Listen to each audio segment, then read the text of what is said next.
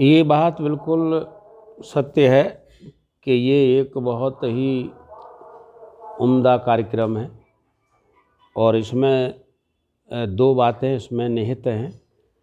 एक तो माननीय डॉक्टर गोविंद सिंह जी के जो पिताजी हैं स्वर्गीय श्री मथुरा सिंह जी, उनकी स्मृति में जो 15वां टूर्नामेंट रखा गया है, इससे एक तो ये होता है कि भाईचारा बढ़ेगा, इससे आपस में प्रेम बढ़ेगा।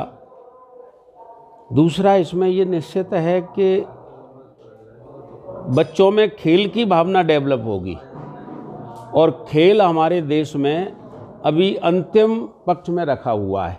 खेल को अभी भी प्रथम वरीयता को नहीं मानता है।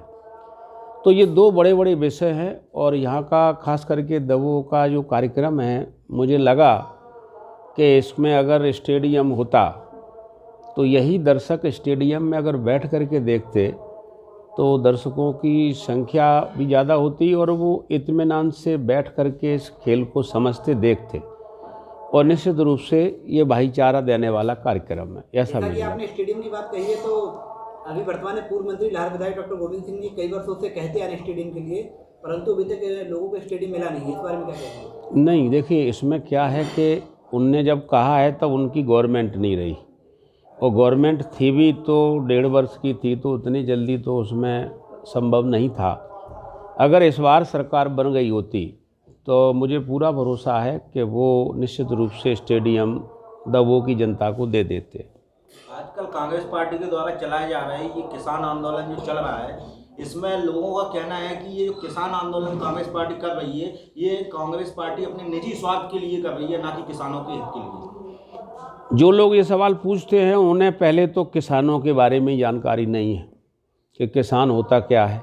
दूसरा, उन्हें ये जानकारी नहीं है कि ये कानून क्या है। अगर उन्हें ये मालूम पड़ जाएगा कि ये कानून क्या है, इसमें मध्य प्रदेश में किसानों का मामला नहीं है, ये पूरे भारत के किसानों का मामला है।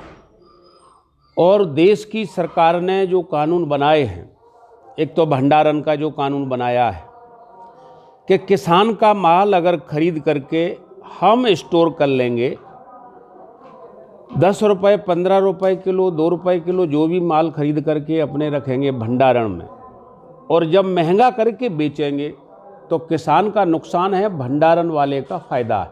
ये कांग्रेस पार्टी ने 1955 में ख़त्म किया था। जब जनता ने ये फैसला ले लिया था कि ये जो कांग्रेस ने ख़त्म किया था भंडारण का कानून, तो ये जनता के हित में था, किसानों के हित में था। लेकिन पुणे से अडानी और ये फलाना अंबानी, इन लोगों को स्टोर बनवा दिए, जगह जगह इनके वेयर हाउस बनवा दिए हैं। अब इनमें वो भंडारण की व्यवस्था कर रहे हैं। तो मुझे लगता है कि कांग्रेस ने 1955 में ये ख़त्म किया था और किसानों के हित में था। ये किसानों के हित में फिर है कि ये कानून वापस होना चाहिए जो अभी इन्होंने बनाया है।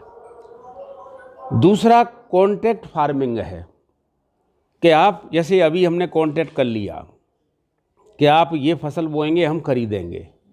आज तो खरीदेंगे, लेकिन जब किसान इन पर निर्भर हो जाएगा तब कहेंगे अब हम सस्ते में खरीदेंगे। तब कौन जिम्मेदार है इसका? क्या गवर्नमेंट ने कहा है कि हम जिम्मेदार हैं इसके कि आज तो हम गेहूं जो है 2000 रुपये 3000 रुपये कुंटल खरीदेंगे, और जब किसान इन पर निर्भर हो जाएगा तब कहेंगे हम तो 1000 रुपये खरीदेंगे। तब क्या करेगा किसान?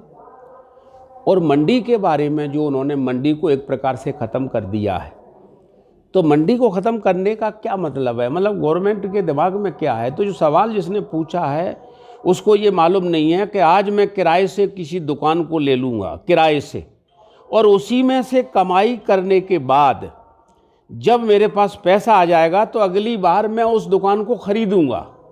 ये इंसान की एक नियति रहती है। तो जिस खेत को वो आज किराए पर लेगा अडानी, कल कमाई करने के बाद उस खेत को नहीं खरीदेगा, और जब उस खेत को खरीद लेगा तो क्या नियम लागू होता है कि जिसकी ज़मीन कारखाना एक्वायर करता है तो क्या है उसका नियम कि उसके घर का एक व्यक्ति को नौकरी दी जाती है।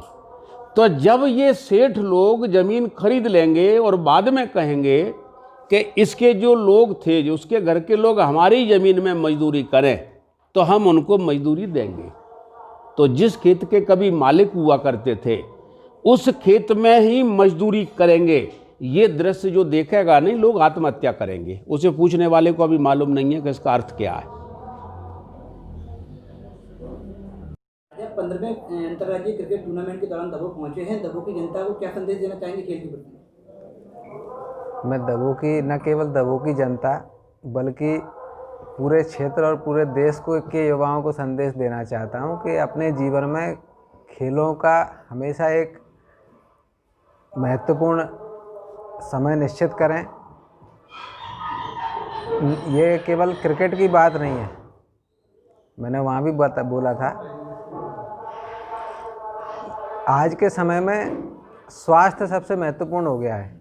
पिछले 1 साल में कोरोना के दौर में लोगों को समझ में आया कि जीवन में स्वास्थ्य का विशेष महत्व है, जिसे हम लोगों ने पिछले पायदान पर खिसका दिया है। तो ये मेरा संदेश सभी को यही है कि स्वास्थ्य का ध्यान रखें और जीवन में जो भी अपनी गतिविधियां कर रहे हैं, खान पान, रहन सहन, प्रकृति के नज़दीक रहें, प्रकृति के विपरीत नहीं चलें। जैसा कि देश भर में कोरोना चल रहा है, कोरोना के चलते क्या कहेंगे? कोरोना हमें प्रकृति का महत्व बता रहा है। हम पिछले 1 साल से सारी चीज़ें जो देख रहे हैं, सुन रहे हैं, लॉकडाउन के दौरान से लेकर आज दिनांक तक भी जितनी भी अच्छी चीज़ों की चर्चा हुई है, अगर किसी फ़ायदे की चर्चा हुई है कोरोना के चलते, चाहे भी कोरोना के इलाज की बात हो, समय परिस्थिति की बात हो, लॉकडाउन के दौरान लोगों ने देखा प्रदूषण कम हुआ, नदियां साफ हुई, जिनके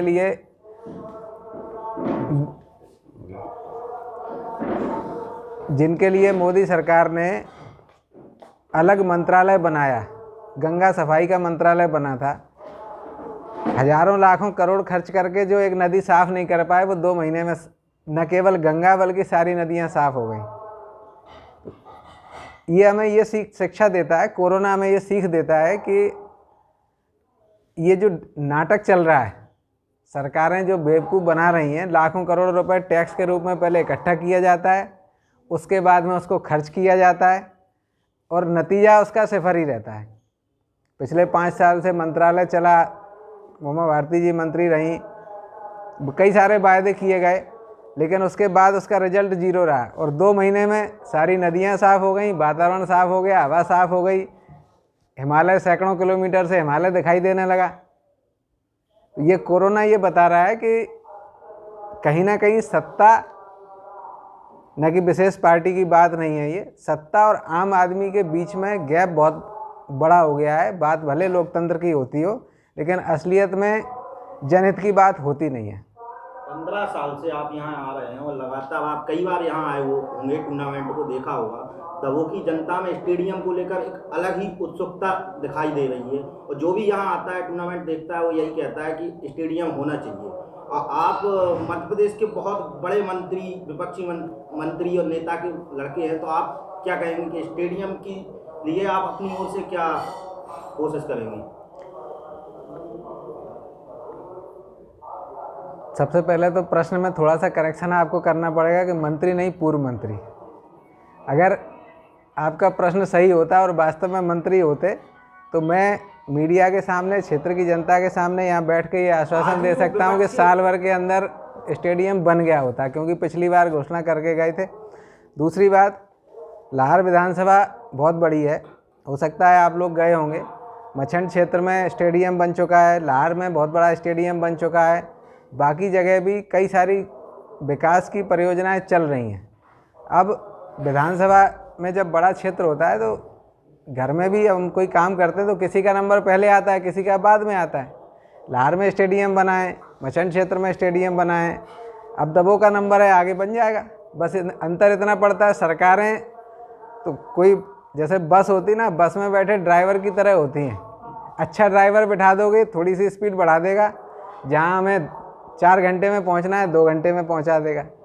सरकार नहीं है, ड्राइवर हमारा हट गया, अब वो अपने हिसाब से चलेगा, जहाँ 4 घंटे में पहुँचने थे वहाँ 8 घंटे में पहुँचा देगा।